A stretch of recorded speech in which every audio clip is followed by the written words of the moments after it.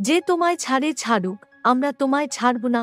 শুক্রবার পিংলায় দেবের ডেভ প্রচারে গিয়ে ঘাটালের তৃণমূল ঠমক প্রার্থীকে সাফ জানিয়ে দিলেন তৃণমূল সুপ্রিমো মমতা বন্দ্যোপাধ্যায়।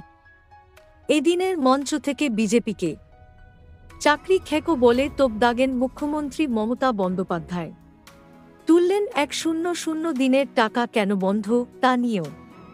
তবে শুধু তাই নয়, এদিন দেবের সমর্থনে বার্তাও দেন মমতা বন্দ্যোপাধ্যায়। সভা শেষে মঞ্চে দেবের সঙ্গে নাচে পাও মেলালেন মমতা। একই সঙ্গে প্রায় 2-6 হাজার শিক্ষক শিক্ষিকার চাকরি চলে যাওয়া নিয়েও মুখ খোলেন মুখ্যমন্ত্রী।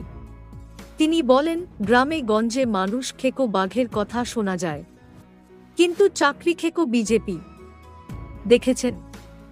একই সঙ্গে হাজার হাজার ছেলের চাকরি খেয়ে নিয়ে বলছে 4 সপ্তাহে টাকা ফেরত দিতে হবে 1-2% সুদে। যিনি রায় দিয়েছেন তার যদি চাকরি চলে যায় আর সব টাকা ফেরত চাওয়া হয়, আপনি দিতে পারবেন তো? যখন ইচ্ছে চাকরি খেয়ে নেবে, মগের মুলুক নাকি?